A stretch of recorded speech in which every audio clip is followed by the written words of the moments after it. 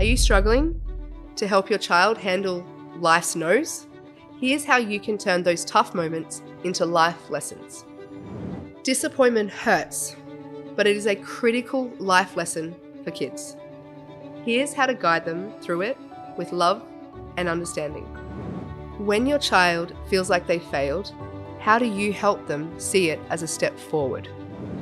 It can be hard to see our children disappointed, but it is part of life, and there are so many great lessons that they can learn from these experiences. You can't always shield them, but here's how and what you can do.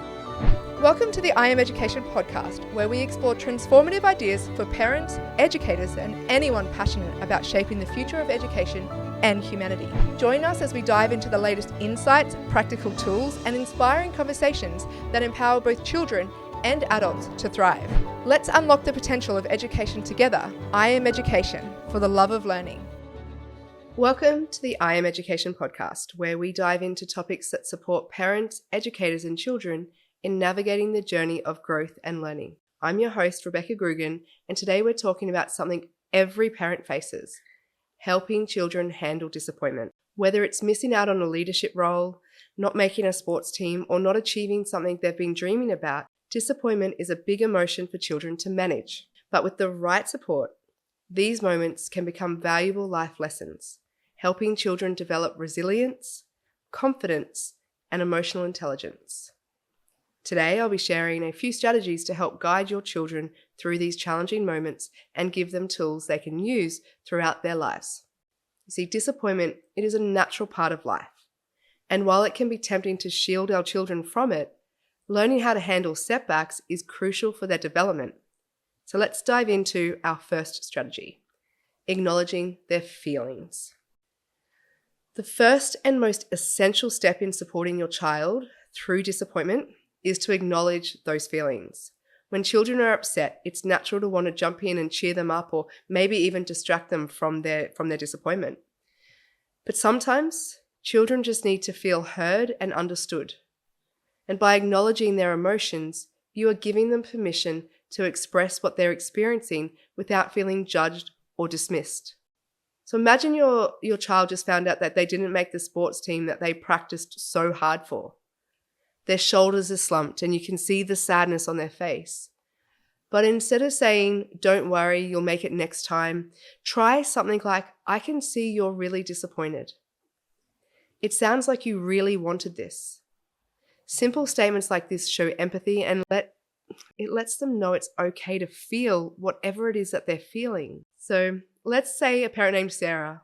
Sarah noticed that her daughter Emma was visibly upset after not being selected for a class leadership role. Emma had prepared for the role, hoping to be chosen, written her speech, but she didn't get it. Sarah could have told her, "It's not a big deal, there will be other opportunities." But instead she sat down and said, "I can see that you're disappointed, Emma. I know you've worked hard for this and really wanted it." And then Emma opens up, sharing her sadness and even some frustration, which allowed her to release those emotions, at the same time feeling supported. Some specific language you can use includes, "I see you're really disappointed. I understand why you're feeling this way." Avoid phrases like, "It's not that bad," or "Don't be sad," as these can make children feel like their emotions are invalid. And as they grow older, they start to suppress all emotions, not just disappointment.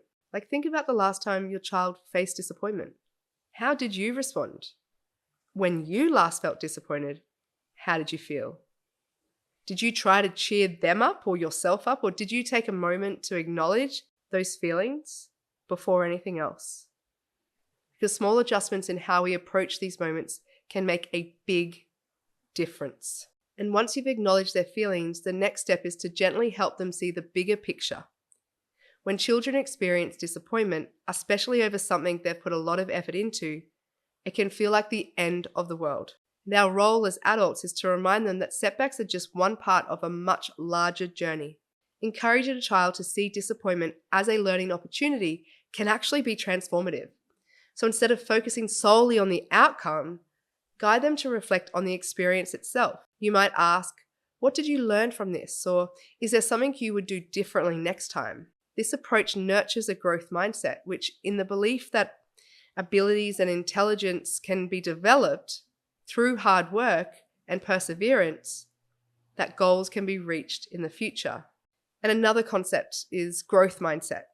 If you haven't heard of it, growth mindset comes from Dr. Carol Dweck's work, which shows that children who believe they can grow and learn from challenges are actually more resilient. And so by helping them focus on what they gained from the experience, we're teaching them to value growth over immediate success. That can feel like a complete contradiction based off how society goes with instant gratification at the moment. But just imagine a parent saying to their child, I know you didn't make the team this time, but look at all the progress you've made in practicing. What did you enjoy about the process, and what could you do differently next time? These questions can help your child reflect and keep the setback in perspective. Think about a time you helped your child see the bigger picture. How did it impact their resilience or self-confidence? Consider how guiding them to look beyond the moment could actually help them grow. And are you able to do this yourself, and are you modeling this when you are disappointed? Because in today's world, there is a lot of focus on winning, achieving, and being the best. But if we only celebrate results, children may start to equate their self-worth with outcomes, with achievements. And so to counteract this, emphasize the importance of effort over results. Praise them for the hard work they put in, the practice they did do, or the courage it took to even try. Consider athletes, artists, or inventors who faced multiple failures but persisted. For example, basketball legend Michael Jordan was cut from his high school team, but he didn't give up. These stories show children that effort and persistence often matters more than instant success. Instead of saying, you're so talented, try saying, I'm so proud of how hard you worked on this, or I saw the dedication you put into preparing. This type of praise builds intrinsic motivation, where they learn to value their personal growth over external validation. So think about how you praise your child. Do you focus mostly on the outcomes, or do you highlight their effort and determination? Making an intentional shift to praise the effort can boost the self-esteem and resilience for your child even when they face disappointment. Self-talk. Helping them manage self-talk is a powerful tool that shapes our perception of ourselves and the world around us. After a setback, children and adults too can fall into a negative thinking pattern like I'm not good enough or I'll never succeed. And this kind of self-talk can be damaging to their self-esteem and motivation. Like imagine a child who thinks I'll never be good at soccer after not making the team. A parent can guide them to reframe this thought by saying, you may not have made it this time, but you're learning and improving with every practice. This shift encourages resilience and optimism. And we need more of both of these in our life. You can provide your child with alternative statements to replace negative ones. For instance, instead of saying, I'm terrible at this, guide them to say, I didn't succeed this time, but I can keep improving. It's the yet, the power of the word yet. Teaching them positive self-talk helps them approach future challenges with a resilient mindset. And so next time your child expresses a negative thought, try helping them reframe it. Encourage them to see setbacks as temporary and part of their growth. Disappointment often requires patience and perseverance. When kids don't get what they want right away, they may feel like giving up. What is the point? Teaching them the value of persistence can actually help them see that setbacks aren't permanent, and sometimes achieving a goal takes time and continued effort.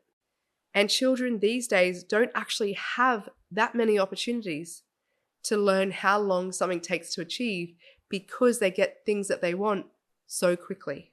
And it's these stories of perseverance, like Thomas Edison's, how he invented the light bulb. It took him like 10,000 attempts.